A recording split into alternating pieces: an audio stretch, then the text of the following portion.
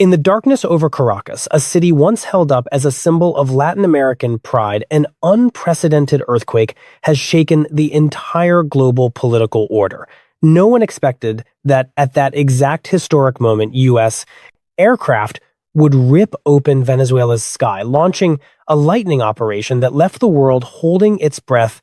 The name of the dictator, Nicolás Maduro, once untouchable, has now become the punctuation mark at the end of an era built on blood and terror.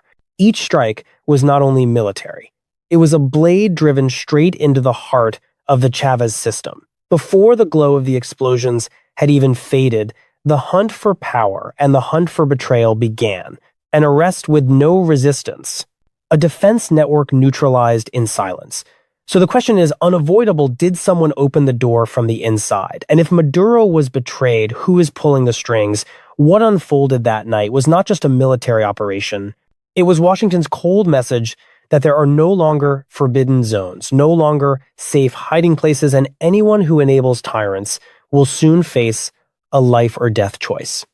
In today's program, we step into the dark secrets behind this shocking operation. We expose the most brutal power game of the early 21st century and explain why Venezuela, once the richest nation in South America, is collapsing from within. Please stay with us. Venezuela has officially entered a decisive historic moment on the night of May in 2026. Large numbers of U.S. Air Force aircraft suddenly launched massive strikes on key targets in the capital, Caracas, and in critical states such as Miranda, Lara, Aragua, and La Guaira. In the night torn apart by the roar of jet engines and the blinding flash of explosions, the unthinkable happened. The President of the United States ordered a rapid special operations assault and the live capture of the tyrant Nicolás Maduro Moros, along with his wife, right at the center of his power apparatus. The most striking detail of the entire operation is the timing. The date also marks the day that 36 years earlier, a former U.S. president had put Panama's dictator Manuel Noriega in handcuffs. This was no longer simply a military operation. It was a blunt declaration history is replaying itself in the 21st century.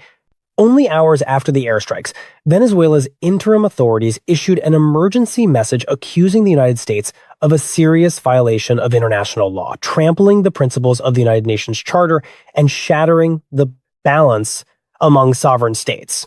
This move not only ignited fierce outrage inside Venezuela, but also set off a global diplomatic earthquake. The anger of the Venezuelan people is erupting like a sea of fire in the Caracas night. The city known as the Cradle of Liberator, Simón Bolívar, the symbol of Latin American independence, has been trampled by U.S. bombs. In the flickering light of the explosions, Venezuelans could do nothing but scream in pain and rage. Amid the choking smoke and flames, one huge question echoed through the streets. Where are President Nicolás Maduro and his wife Cilia Flores right now? No confirmation, no images, no proof. Venezuela's government immediately demanded that the administration of President Donald Trump release verifiable evidence showing they are still alive. After months of threats, accusations, and claims that Maduro was involved in transnational drug trafficking, Washington finally acted. And that action landed like a sledgehammer, sudden, decisive, and without mercy. Within just a few hours, U.S. warships and aircraft precisely struck multiple critical military facilities: La Carlota Air Base, El Helicoide Helicopter Base, the Montaña Barracks, an emblem of Venezuelan military power, and Fuerte Tiuna, the regime's central military command hub. This was not simply an attack on military infrastructure. It was a direct hit on the symbols of power. Venezuela is boiling. The world is holding its breath. As Caracas remained buried under smoke after the firestorm of strikes, a figure unexpectedly emerged from the political fog: Venezuela's defense minister, Vladimir Padrino. He became the first surviving senior leader to appear publicly after the U.S. lightning operation, and his voice fired like an arrow toward the White House. In statements directed at the international community and multilateral organizations, Padrino forcefully condemned the United States for blatant violations of the United Nations Charter and international law. But no matter how sharp the words sounded, they could not hide a shocking reality. U.S. helicopters flew low-cut straight into the heart of Caracas and faced almost no meaningful resistance. That immediately raised a painful question. Did the regime betray Nicolás Maduro from within? Did some force open the way, disable air defenses, and paralyze the military response, allowing the capture operation to unfold with almost unbelievable smoothness? And now with Maduro captured, the fate of the Bolivarian system hangs in midair. Some believe this is the sign of collapse, the final chapter of a long nightmare that has driven Venezuela into a dead-end economic and political crisis. Who will take power? Will an interim government appear or a new civil-military coalition rise? It is still too early to answer everything. But one fact is already clear. Power in Venezuela is being reshaped by blood, fire, and the shadow of betrayal. Only hours before the U.S. military storm crashed down on Caracas, the Chavez regime still appeared to be living inside an illusion of calm. President Nicolás Maduro, the centerpiece of the Bolivarian power system, continued to appear smiling on state television, singing, shaking hands, grinning at crowds and cameras as if every danger was nothing but empty threats. His Christmas holiday unfolded without a single visible warning sign, and he was not alone. Diosdado Cabello, the figure often labeled cruelly and contemptuously the number 2 monkey, still held a hardline tone and continued public propaganda as usual. But within hours, everything flipped. After the sudden strike, Cabello's tone changed completely. We are in the capital, Caracas, after assessing the damage from this criminal attack, this terrorist attack against our people, against our territory, against the country's electrical infrastructure, against the Bolivarian Revolution, and even against people who have nothing to do with the revolution. This is an attack against Venezuela, against the Bolivarian Republic of Venezuela. That statement cannot hide the reality, deny it or not. Maduro has been captured, key facilities were hit, the defense system was neutralized within hours. Even if the Chavista camp has not shown open panic, the power axis behind it has begun to shake. Every sign suggests the regime's final hour is drawing near, and one thing cannot be denied: Venezuela's future will not look like its past.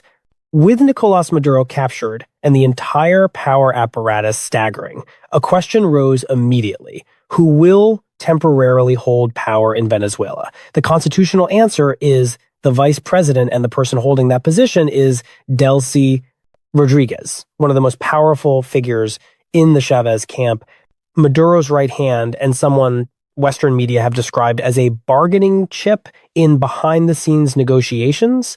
But the problem is that Delcy was not in Venezuela at the moment the country was shaken by the U.S. operation. She was in Moscow, a trip many sources say was designed to dodge the blow in the most dangerous window. And while Caracas burned from afar, Delcy Rodriguez issued a fiery, defiant statement aimed straight at Washington. There is no way, no path by which you can subjugate us or force us to obey your imperial commands. A declaration of resistance without compromise. But the reality question remains: who is actually holding power in Caracas? Does Delcy have the ability and the nerve to return and run the country in the middle of chaos, or is she staying outside, watching from a distance, waiting for the dust to settle before choosing her move? Meanwhile, in Washington, Secretary of State Marco Rubio, a key figure in U.S. Latin America policy, has continued to repeat the accusation involving the Cartel de los Soles, the so-called Cartel of the Suns, described as a terror-linked structure tying military elites to narco-trafficking, something that in his framing cannot be tolerated. So where is the balance of power tilting now? And will Delcy Rodriguez return to take the presidency, or will Venezuela be pulled deeper into a leaderless spiral? When U.S. Special Operations Forces carried out the lightning strike in Caracas, global audiences believed it was the opening shot of a full-scale regime-toppling campaign. But reality may be moving toward a more unpredictable script. From U.S. side sources, the core objective was not a massive invasion, but the safe capture of President Nicolás Maduro, absolute protection for the special operations team, and then a rapid withdrawal. This was partially confirmed in a private exchange between Secretary of State Marco Rubio and Senator Mike Lee, when Rubio stated clearly that there was currently no plan for another follow-on attack. That statement pushed analysts toward a bold but not unreasonable hypothesis. What if Maduro's capture was part of a back-channel deal and the White House is preparing to negotiate with Maduro's own inner circle operators, people who sold him out in exchange for survival and continued control under a different form? It is easy to notice one thing. In the list of key figures, no one else was captured besides Maduro. Not Cabello, not Vladimir Padrino, not Delcy Rodriguez.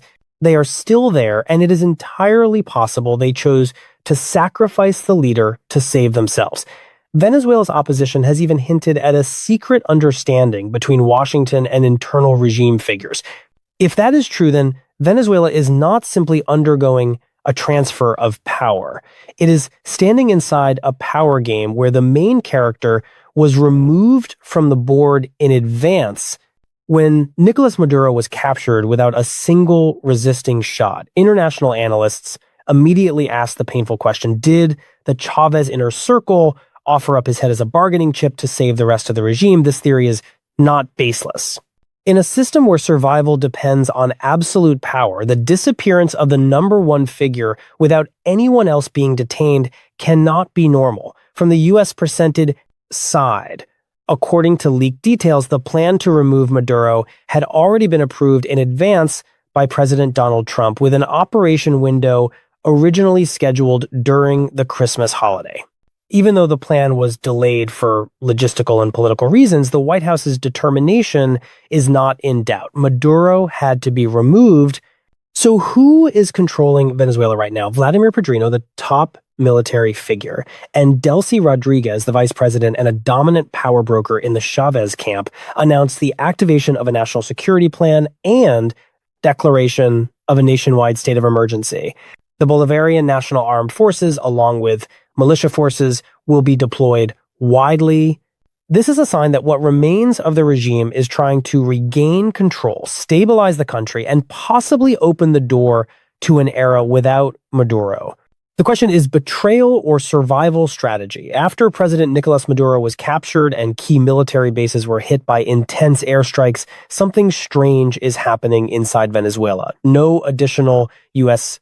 attacks have been recorded, but do not let that quiet fool you. Even if Maduro's arrest was a result of a secret deal, it does not change what this operation truly was: a historic turning point, a direct deterrent blow against the entire Chavez system. The most important takeaway is this: the Chavista camp's defensive capability has been exposed as undeniably weak.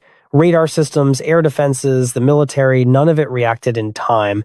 A structure once considered untouchable fell apart in just hours.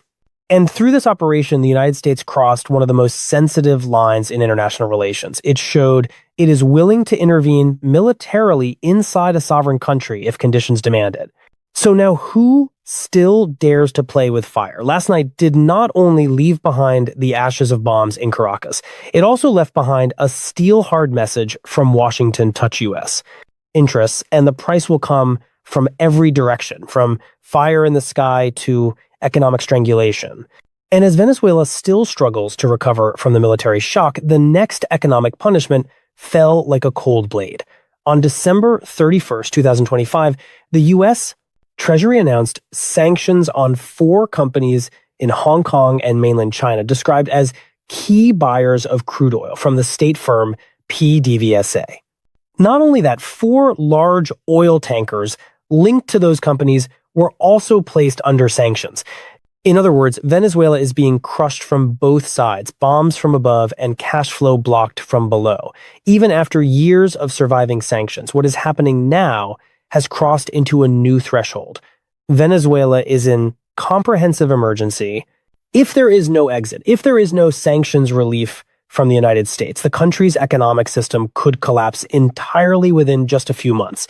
The United States does not only want regime change, it wants to break the economic foundation that keeps that regime alive, and it is doing it with precision, cold calculation, step by step, leaving no gap. You might think disappearing into the dark is safety. It is not. The shadow fleet that has been quietly moving oil around sanctions for the Maduro system has just been hit at the nerve center.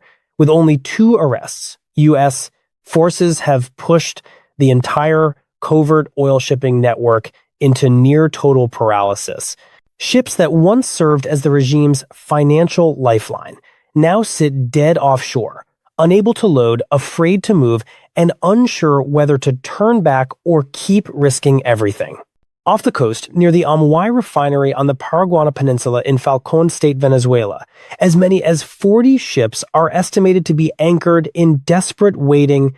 The scene looks like a floating graveyard, crude oil that cannot be exported, money that cannot be collected, and the regime's underground financial system bleeding out by the hour. Only one exception remains: vessels tied to Chevron, the only U.S. companies still permitted to operate under a temporary arrangement, are still willing to move. The rest are either being monitored or are too afraid to leave port. Washington's message is unmistakable. It is not only striking the capital, it is striking the money. And this time, Venezuela is drowning in its own sea of oil. No rescue, no exit. The situation has become so tight that the national oil company, PDVSA, has no usable storage capacity left on land. Every tank at refineries, pumping stations, and export terminals is full to the brim.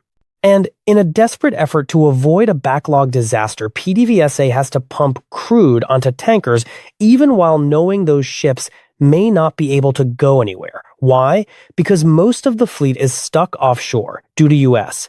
sanctions, and too few vessels can operate without being tracked or blocked. This is not just a logistics problem. It is a lethal strike.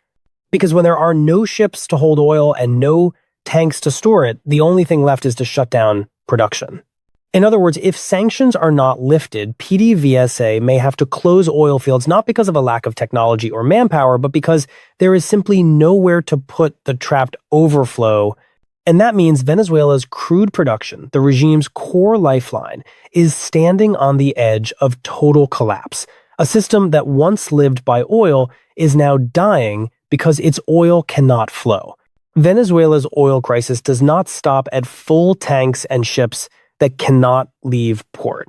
Everything is heading toward a severe technical breakdown. They no longer have enough diluent chemicals. Venezuelan crude is ultra heavy. It cannot be pumped or processed without thinning agents such as naphtha or condensate imported from abroad. But now sanctions are blocking even the inbound flow, meaning those essential components cannot reach Venezuela. That means even if there are still wells, workers, and electricity, they still cannot produce. PDVSA is being squeezed from 3 directions at once: no storage, no exports, and no inputs needed to turn heavy crude into usable product.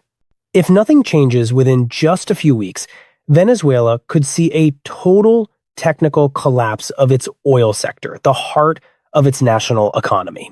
And now the question everyone is asking: will President Donald Trump stop at replacing the regime's bloodline with a more controllable political card? Or was this only the first shot and more symbolic, even decisive strikes could follow in the coming days? The silence after the first blow could be time to reset the board, or it could be preparation for a second, more destructive blow. At this point, our program will pause here. Leave your views and join the discussion with us